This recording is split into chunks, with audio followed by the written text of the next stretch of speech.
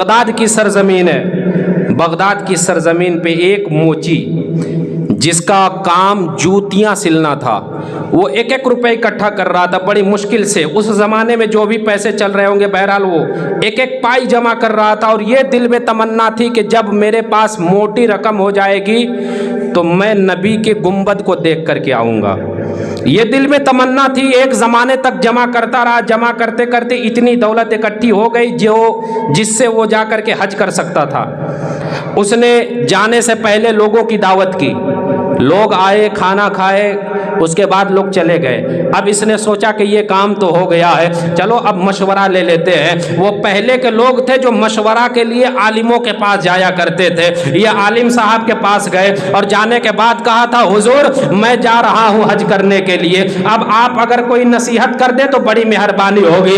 عالم صاحب نے کہا کہ ایک کام کرنا، جانے سے پہلے جاؤ اپنی بستی میں چلے جاؤ اور سب سے جا کر کے معافی مانگ لینا. کہیں ایسا نہ ہو کہ تم سے جو کسی کا دل دکھا ہوا ہو، اگر کسی کا دل دکھا کر کے نبی کے پاس جاؤ گے تو مصطفیٰ جان رحمت تم جو ہے کہ تمہارے آنے کو قبول نہیں فرمائیں گے، وہاں پہ تمہاری حاضری قبول نہیں کی جائے گی.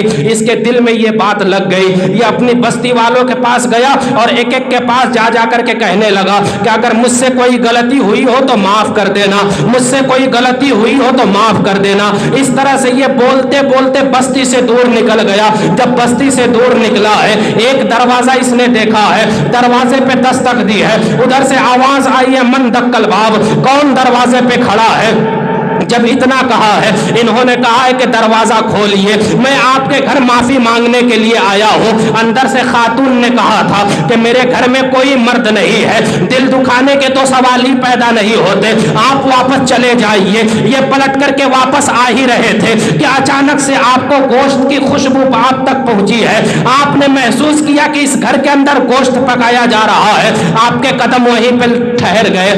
آپ نے کہا کہ جو گوشت آپ پکا رہے ہیں، جو کھانا آپ کے یہاں بن رہا ہے، میرے دل میں یہ تمنا جاگ رہی ہے کہ وہ کھانا میں آپ کے یہاں کھا کر کے جاؤں. تو اندر سے ایک بیوہ عورت نے کہا تھا کہ آپ یہاں پر نہیں کھا سکتے ہو، یہ کھانا ہمارے لیے تو حلال ہے لیکن آپ کے لیے حلال نہیں ہے، یہ کھانا ہمارے لیے جائز ہے لیکن آپ کے لیے ناجائز ہے. جب اتنا انہوں نے سنا ہے تو آپ نے کہا تھا او خاتون ایک بات بتاؤ، کیا تم مسلمان ہو؟ اندر سے کہا تھا خاتون نے کہ ہاں میں بھی مسلمان ہوں. کیا تم نے اسی نبی کا کلمہ پڑھا ہے جس نبی کا کلمہ میں نے پڑھا ہے؟ خاتون نے کہا ہاں ہاں، آپ نے جس نبی کا کلمہ پڑھا ہے اسی نبی کا کلمہ میں نے بھی پڑھا ہے. تو آپ نے کہا تھا کہ یہ گوشت تمہارے لیے کیسے حلال ہو گیا ہے اور میرے لیے کیسے حرام ہو گیا ہے؟ جب اتنا آپ نے کہا تھا تو اندر سے آواز آئی تھی، وہ آنے والے کان کھول کر کے سن لے، میں کوئی ایسی ویسی عورت نہیں ہوں بلکہ مجھے سید زادی کہا جاتا ہے،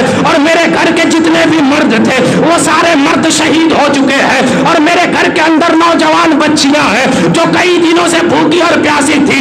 جب یہ بھوک سے تڑپنے لگی تو ہماری شریعت یہ کہتی ہے کہ اگر جان جانے کا خطرہ ہو اور کھانے کے لیے کچھ بھی نہ ملے، اگر مردار بھی مل جائے تو اتنا کھانا جائز ہو جاتا ہے جس کو کھا کر کے جان بچایا جا سکے.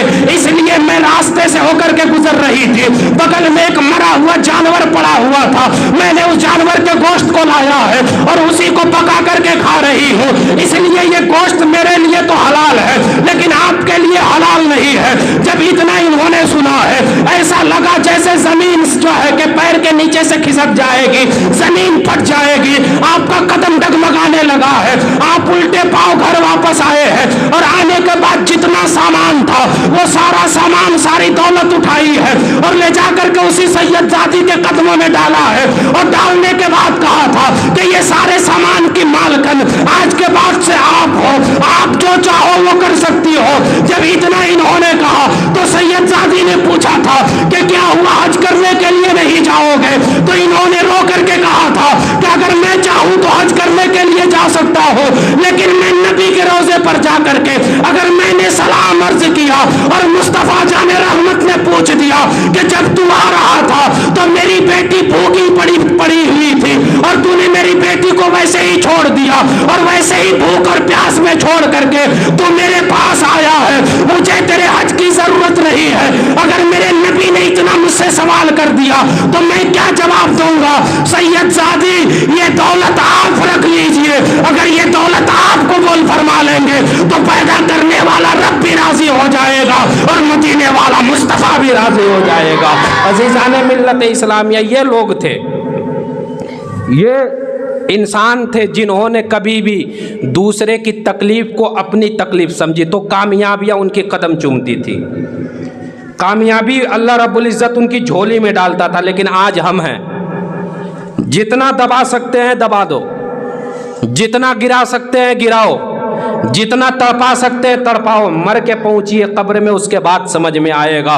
خدا کی قسم قبر کے اندر ایسے ایسے سانپ اور بچھو مسلط کیے گئے ہیں جن کے بارے میں فرمایا گیا ہے کہ اگر وہ ڈنک مار لے، ڈنک ایک مرتبہ ڈنک مارے تو قیامت تک اس کا نشان ختم نہیں ہوگا، قیامت تک اس کا زہر ختم نہیں ہوگا۔ کیسے ہمارا جسم مقابلہ کرے گا؟ کیسے ہمارے جسم میں اتنی طاقت نہیں ہے کہ ان سانپ اور بچھوؤں کا مقابلہ کر سکے؟ وہ لوگوں جب اس طرح سے لوگ کیا کرتے ہیں، اب انہیں انعام کیا ملا کرتا ہے؟ در مصطفیٰ سے اس کو بھی ذرا سن لیجئے۔ انہوں نے سارا دیا ہے اور سب کچھ دینے کے بعد واپس پلٹ کر کے گھر آ گئے اور اعلان نہیں کیا تھا، انہوں نے اعلان نہیں کروا کر کے دیا تھا یا کسی کے سامنے لا کر کے کہ میں دے رہا ہوں، چپکے سے آئے اور دے کر کے چلے گئے اپنے گھر، کسی کو پتہ بھی نہ چلا کہ کیا ہوا۔ لوگوں کو ادھر سے بات سمجھ میں آئی کہ یہ جانے والا تھا، یہ پلاننگ میں تھا جانے کے لیے، حج کے لیے، اب نہیں جا رہا ہے۔ لوگوں نے تانا مارنا شروع کیا۔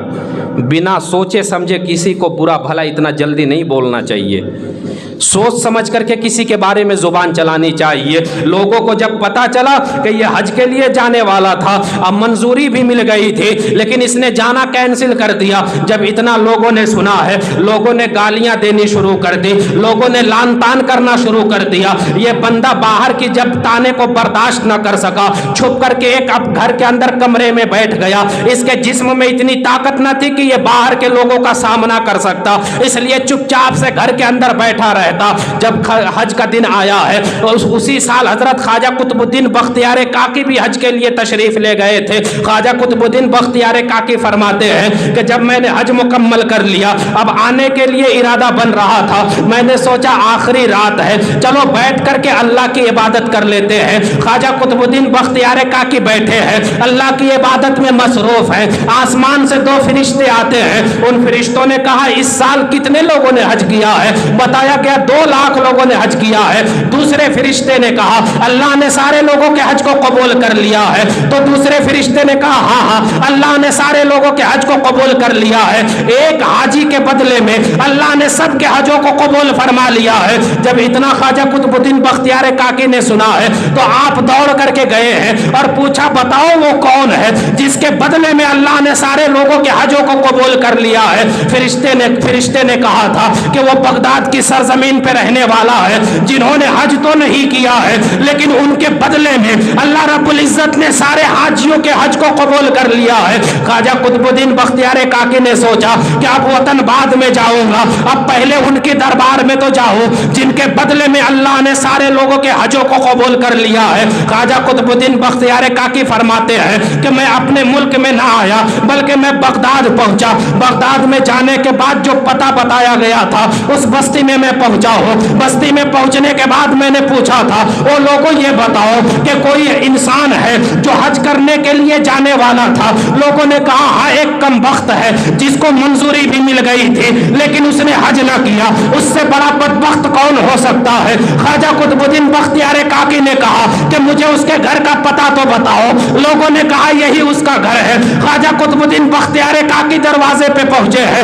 دروازے پر جب پہنچے ہیں اندر سے آواز آتی ہے کہ کون ہے؟ خواجہ قطب الدین بختیار کاکی نے کہا تھا کہ میں قطب الدین بختیار کاکی ہوں، دروازہ کھولیے میں آپ سے ملاقات کرنے کے لیے آیا ہوں۔ اندر سے اس شخص نے کہا تھا نہیں میں آپ سے نہیں مل سکتا، میں یہ دروازہ نہیں کھول سکتا، اگر لوگ میرے اندر گھر کے آ جائیں گے تو لوگ میرے بارے میں بڑا غلط سرت بول رہے ہیں، اب میرے اندر ہمت نہیں ہے لوگوں کے تانوں کو میں برداشت کر سکوں، اس لیے میں دروازہ نہیں کھولوں گا۔ خواجہ قطب الدین بختیار کاکی نے کہا تھا کہ دروازہ کھولو، میرے علاوہ کوئی بھی اندر نہیں آئے گا۔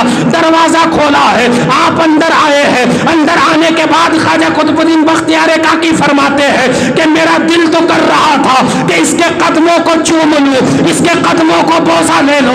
میں نے اس سے پوچھا بتا تو نے کون سا ایسا عمل کیا ہے تمہارے عمل کے بدلے میں اللہ نے 2 لاکھ حاجیوں کے حج کو قبول کر لیا ہے؟ تو انہوں نے کہا تھا حضور آپ نے جو یہ بات بولی ہے یہ باہر مت بول دیجئے گا، ورنہ لوگ اب تک تو غلط سلط بول رہے تھے، اگر یہ بات پتہ چل جائے گی تو گھر میں گھس کر کے لوگ ماریں گے۔ میں نے کوئی عمل نہیں کیا ہے، میں نے کوئی ایسا عمل نہیں کیا ہے۔ آپ نے کہا معاف کیجئے، اور آپ آئے، مہربانی آنے کی، اب واپس تشریف لے جائیے۔ آپ واپس نکلے ہیں، اب یہ بندہ گھر کے اندر سویا ہے، اور سونے کے بعد یہ دل میں سوچ رہا تھا اے پروردگار عالم، اے مدینے والے مصطفیٰ، میں نے تو کوئی اتنا بڑا عمل نہیں کیا ہے، میں نے تو بس آپ کی ایک بیٹی کی مدد کی ہے، میں نے تو ایک مخلوق پر رحم کیا ہے، یہ عمل جو ہے کہ اتنا بڑا تو نہیں ہے جس کے بدلے میں 2 لاکھ حاجیوں کے حج کو قبول کیا جا سکتا ہے، یہ بھلا کیسے ہو سکتا ہے؟ یہی سوچ سوچ کر کے آپ بستر پہ سوچتے سوچتے سو گئے ہیں، ادھر آنکھ لگی ہے، ادھر مدینے والے مصطفیٰ خواب میں تشریف لائے ہیں، اور میرے آقا نے آ کر کے کلائی پکڑی ہے، اور کلائی پکڑنے کے بعد اٹھایا تھا، اور اٹھا کر کے کہا تھا کہ تمہیں یقین نہیں ہو رہا ہے کہ تمہارے بدلے میں اللہ نے 2 لاکھ لوگوں کے حجوں کو قبول فرما لیا ہے؟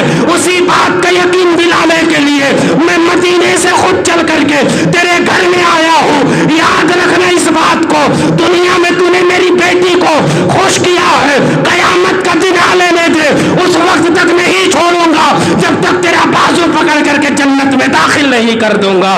عزیزان ملت اسلامیہ، یہ ہوا کرتے تھے لوگ۔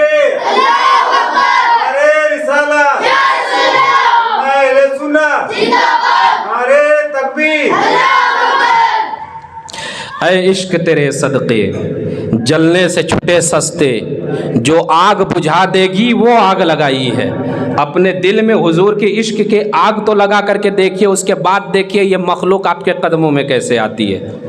یہ تو اللہ کا کرم ہوتا ہے، اگر کوئی جنگل میں بھی لیٹے ہوئے ہوں وہاں پر مخلوق سنبھالی نہیں جاتی، اتنی تعداد میں لوگ پہنچتے ہیں، اور کوئی جو ہے کہ لیٹا ہوا ہے میدان میں لیکن اس کے قبر پہ کوئی حاضری دینے والا بھی نہیں ہے۔ یہ رب فیصلے کرتا ہے کہ کس کے قدموں میں مجھے اپنی مخلوق کو جمع کرنا ہے۔ اس رب کے حکم کو مان کر کے دیکھیے۔